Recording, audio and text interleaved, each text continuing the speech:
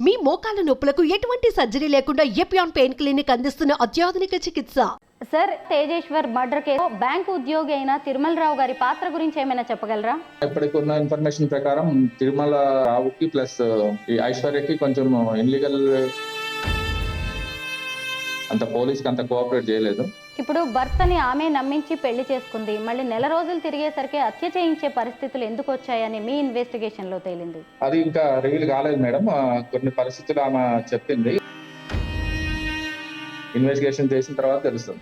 Tejeshwar dead బాడీని మీరు చూసే ఉంటారు కదా, ఆయన్ని ఎలా మర్డర్ చేశారు అనేది మీకు ఏదైనా ఇన్ఫర్మేషన్ ఉందా దానికి సంబంధించి? అసలు డాక్టర్ రిపోర్ట్ ప్రకారం madam, Tejeshwar first thread cut చేయడం జరిగింది.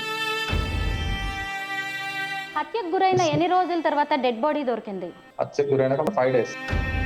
మీరు కూడా చెప్పారు కదా కారులో కొంతమంది ట్రావెల్ చేశారు అని, వాళ్ళు ఎవరు అనేది మీరు గుర్తించారా? దీంట్లో అతను సుపారి ద్వారానే చంపడం జరిగింది. దీంట్లో ఐశ్వర్య పాత్ర ఎంత, తిరుమలరావు పాత్ర ఎంత,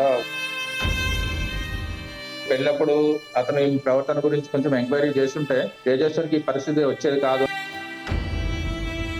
సుపారీ గ్యాంగ్ వాళ్ళలో ఎవరినైనా అదుపులోకి తీసుకున్నారా సార్? త్వరలో వివరాలు వెల్లడిస్తాం. అందరికీ నమస్కారం, నేను Swaroopa Putlapalli. Welcome to Suman TV. Meghalaya honeymoon murder case తరహాలోనే తెలంగాణలో మరో కేసు చోటు చేసుకుంది.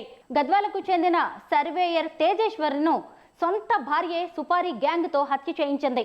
బ్యాంకు ఉద్యోగి అయిన తిరుమల రావుతో అఫైర్ కారణంగా ఆమె సొంత భర్తనే అడ్డు తొలగించుకోవాలని అనుకున్న వైనం హత్య చేయించిన విధానం ప్రతి ఒక్కరిని కన్నీళ్లు పెట్టిస్తోంది. తేజేశ్వర్ మిస్సింగ్ దగ్గర నుంచి మర్డర్ మిస్టరీ వరకు ఛేదించిన investigative officer CI Tanguturi Srinu garu ప్రస్తుతం నాతో పాటు లైవ్ కాల్లో సిద్ధంగా ఉన్నారు. ఆయనతో మాట్లాడి ఈ కేసు గురించి అనేక విషయాలు తెలుసుకుందాం. సార్ నమస్తే. నమస్తే మేడం. ముందుగా తేజేశ్వర్ మిస్సింగ్ కేసు కావచ్చు, మర్డర్ మిస్టరీని రోజుల వ్యవధిలోనే ఛేదించిన మీకు, మీ టీంకు అభినందనలు sir. Thank you madam. Sir, అసలు తేజేశ్వర్ మిస్సింగ్ కంప్లైంట్ ఎప్పుడు వచ్చింది మీకు? మాకు Tejeshwar missing complaint 18th morning 9:30కి వచ్చింది మేడం. మిస్సింగ్ కేసు పెట్టాం మ్యాన్ మిస్సింగ్ లో. యాక్చువల్లీ వాళ్ళ ఫ్యామిలీ వాళ్ళు కూడా ఎవరు పెద్ద సస్పెక్ట్ చేయలేదు. దీని వెనక ఏమన్నా ఉండొచ్చు అన్న కోణంలో వాళ్ళు ఏం సస్పెక్ట్ చేయలేదు. బట్ మా బ్రదర్ యాక్చువల్లీ అతను ప్రైవేట్ సర్వేయర్ కాబట్టి సమ్ టైమ్ ఇతను వేరే విలేజ్ లకి వెళ్ళి సర్వే చేసి వచ్చడానికి టైం పడుతుందని చెప్పాడు ఇంట్లో కూడా. బయటకు వెళ్ళిన అతను మళ్ళీ ఈవినింగ్ రాలేదు, నైట్ వరకు రాలేదు. మార్నింగ్ 17th రోజు మార్నింగ్ 9:30కి వెళ్ళిన అతను 12 o'clock ఫోన్ స్విచ్ ఆఫ్ అయిన తర్వాత మళ్ళీ మార్నింగ్ వరకు కూడా అతను ఫోన్ స్విచ్ ఆఫ్ లోనే ఉండటం, ప్లస్ అతని నుంచి ఎలాంటి కాల్స్ రాకపోవడం వాళ్ళకి అనుమానించి మార్నింగ్ 9:30కి కంప్లైంట్ చేయడం జరిగింది. ఈ కంప్లైంట్ మీద మా ఎస్ఐ గారు కేసు రిజిస్టర్ చేసి ఇన్వెస్టిగేషన్కి వెళ్ళాడు. వెళ్ళిన తర్వాత వాళ్ళ ఫ్యామిలీ వాళ్ళని వాళ్ళందరినీ మనము ఎంక్వైరీ చేయడం జరిగింది. వాళ్ళు కూడా ఎలాంటి అనుమానం ఫస్ట్ లో అయితే వ్యక్తం చేయలేదు.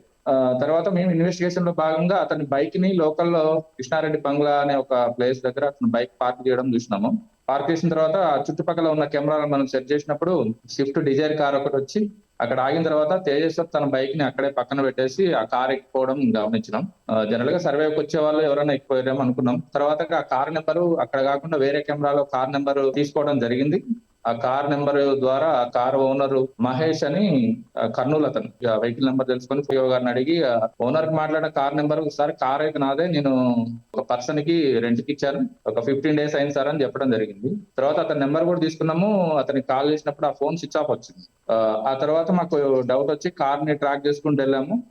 కార్ ఫస్ట్ గద్వాల్ దాటిన తర్వాత ఎర్రవల్లి చౌరస్తా నుంచి పెబ్బేరు వైపు పోవడం, పెబ్బేరు నుంచి తిరిగి మళ్ళీ రిటర్న్ వచ్చింది. రిటర్న్ వచ్చినప్పుడు కూడా మాకు ఇక్కడ పుల్లూరు టోల్ గేట్ లో ఆ కారు మళ్ళీ పాస్ కాలేదు. పుల్లూరు టోల్ గేట్ ఎందుకు పాస్ కాలేదని ఒక డౌట్ కూడా ఉండే. ఆ తర్వాత మళ్ళీ కర్నూలు వెళ్ళడం, కర్నూలు దగ్గర వెహికల్ ట్రేస్ కావడం, కర్నూలు నుంచి నన్నూరు టోల్ గేట్ దగ్గర కూడా అదే రోజు సాయంత్రం 5:30కి ఆ టోల్ గేట్ దగ్గర ఆ వెహికల్ ట్రేస్ కావడం జరిగింది.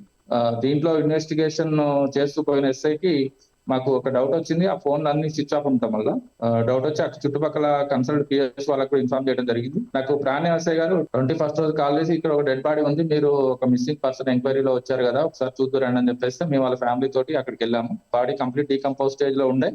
బాడీ మీద ఉన్న కొన్ని గుర్తుల ఆధారంగా అతను చెప్పులు ప్లస్ అతని చేతికుండే బ్రాస్లెట్, అమ్మ అని ఒక టాటూ ఉండే. ఆ టాటూ ఆధారంగా ఇతను మా బ్రదర్ అని చెప్పేసి వాళ్ళు గుర్తించడం జరిగింది. చేసిన తర్వాత బాడీ పిఎంఈ చేయించాం. దీంట్లో కొంతమంది అనుమానితులను అదుపులోకి తీసుకోవడం జరిగింది. ఎంక్వైరీ చేస్తున్నాం. త్వరలో మీకు అన్ని వివరాలు వెల్లడైతాయి. తేజేశ్వర్ మిస్సింగ్ కంప్లైంట్ ఇచ్చింది ఎవరు సార్? వాళ్ళ కుటుంబ సభ్యుల్లో ఎవరున్నారు? సహస్ర ఐశ్వర్య అనే అమ్మాయి ఏమైనా ఇచ్చిందా? ఐశ్వర్య కంప్లైంట్ ఇవ్వలేదు మేడం. ఆమె రాలేదు. వాళ్ళ బ్రదర్ తేజవర్ధన్ అని వచ్చి అతను కంప్లైంట్ ఇవ్వడం జరిగింది. అతని కంప్లైంట్ మీదనే ఎఫ్ఐఆర్ చేసినాం. బట్ ఆ తర్వాత వాళ్ళ అందరి ఫోన్ డేటా మీద కూడా మనం అబ్జర్వ్ చేయడం జరిగింది. కొన్ని అనుమానించదగ్గ విషయాలు వచ్చినప్పుడు తేజేశ్వర్ భార్యను కూడా మేము అదుపులోకి తీసుకొని విచారించడం జరిగింది. అంటే డెడ్ బాడీ దొరికే వరకు కూడా ఈ ఐశ్వర్య మీద ఎవరికి ఎలాంటి డౌట్ లేదు. ఫస్ట్ రోజు లేదు madam. Second day third day అవుతుంటే కొంచెం ఆమె ప్రవర్తన, బ్రదర్ పోయినా కూడా ఆమె ఏడవట్లేదు, ఆమె కళ్ళెమ్మ నీళ్లు కూడా రాలేదు. ఆమె ప్రవర్తన చూసిన వాళ్ళు కొంచెం మాకు కూడా డౌట్ వచ్చింది. అదేంటి భర్త కొత్తగా పెళ్ళైనమ్మా, ఒక విధమైన ఫీలింగ్ ఉండాలి కదా. అమ్మాయిలో ఎలాంటి కనిపించకపోయేసరికి కొంచెం ఆ అమ్మాయి పాత్ర మీద కూడా అనుమానం వచ్చింది మేడం. ఎంక్వైరీ చేస్తున్నాం, ఇంకా ఎస్టాబ్లిష్ అవుతారు. ప్రధాన కారణాలు ఏం కనిపించాయి సార్? ఎందుకంటే పెళ్ళైన దాదాపు నెల రోజులకే ఆయన హత్యకు గురయ్యాడు. ఈ హత్యకు కారణాలు ఏంటి అని మీ ఇన్వెస్టిగేషన్ లో తేలింది. ఇంకా కంప్లీట్ కాలేదు మేడం. ఇన్వెస్టిగేషన్ లో మేము కొంతమందిని విచారిస్తున్నాం. ఇంకొన్ని మాకు విషయాలు తెలవాల్సి ఉన్నాయి. తెలిసిన తర్వాత పూర్తి వివరాలతోటి చెప్తాం. సార్, ఇందులో బ్యాంకు ఉద్యోగి అయిన తిరుమల రావు గారి పాత్ర గురించి ఏమైనా చెప్పగలరా? ఇప్పటికి ఉన్న ఇన్ఫర్మేషన్ ప్రకారం తిరుమల రావుకి ప్లస్ ఈ ఐశ్వర్యకి కొంచెం ఇన్లీగల్ ఉన్నట్టు మాకు విచారణలో తేలింది మేడం. అతన్ని అదుపులో తీసుకోవాల్సింది. అతని కదలికల మీద కూడా నిఘా పెట్టినాం మేడం. ఇంకా విచారణలో ఉంది మేడం.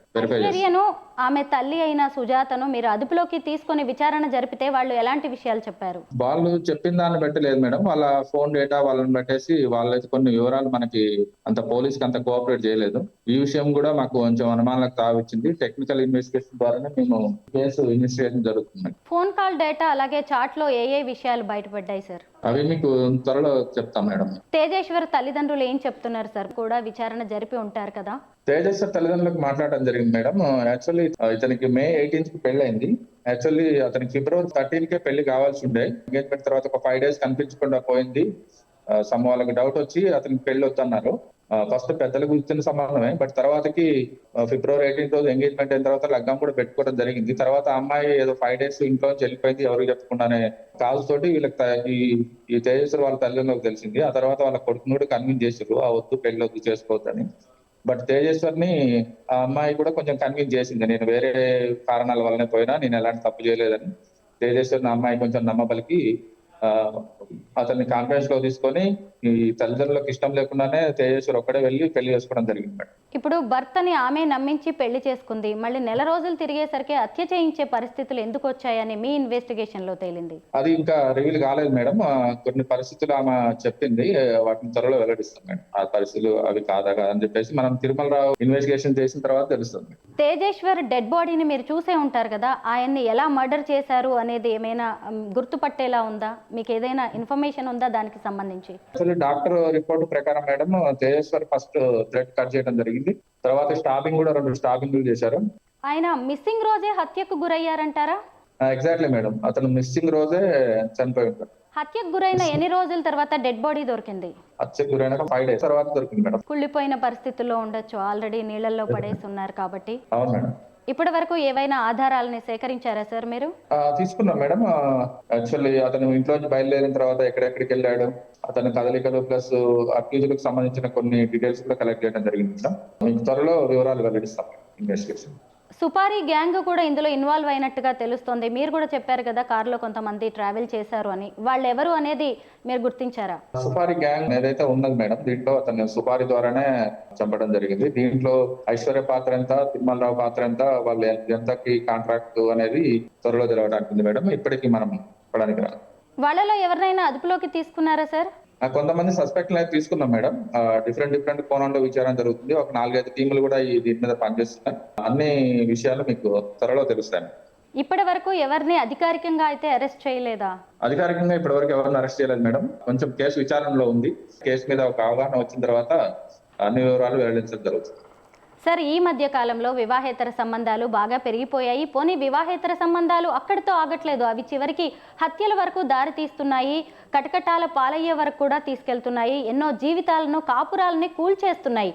ఇప్పుడు ఈ కేసు ఆధారంగా మీరు సామాన్య జనానికి ఏం చెప్తారు, ఇలా తప్పటడుగులు వేస్తున్న వాళ్ళకి? జనరల్ గా మేడం, ఇవి ఇన్లీగల్ కాంట్రాక్ట్స్ అనేవి ఒక స్టేజ్ దాటి, వాళ్ళ పరిధులు దాటి లేడీస్ గానీ జెంట్స్ గానీ ప్లస్ సెల్ ఫోన్ డైలీ మాట్లాడుకోవడం, వాళ్ళ మధ్య ఒక బాండోర్ ఏర్పడేసి మీరు లేకుండా ఉండలేనని చెప్పేసి, వీటి వల్ల వాళ్ళ ఫ్యామిలీ తర్వాత ఏం జరుగుతుంది అనేది వాళ్ళు ఆలోచించకపోవడం అనేది ఒక మెయిన్ కారణం మేడం. చేసేదే తప్పు. అది కాకుండా మళ్ళీ నేను మర్డర్ చేస్తే ఇంకా పెద్ద తప్పు చేసిన వాడిని అవుతా, ఆ ఆలోచన రాకపోవడం, ప్లస్ ఏం కాదు నేను చూసుకుంటా అని కొంతమంది హామీ ఇవ్వడం, ఆ హామీలతోటి భర్తలు గాని వీళ్ళు గాని చంపడం జరుగుతుంది మేడం. దీని మీద కొంచెం పబ్లిక్ అవగాహన పెంచుకోవాలి. ఇన్లీగల్ అఫైర్ అనేది జనరల్ గా తప్పు. ఆ తర్వాత వాళ్ళకి సంబంధించిన రక్త సంబంధం కానీ భర్తలను కానీ చంపడం అనేది ఇక అది చాలా అనైతికంగా ప్రవర్తన.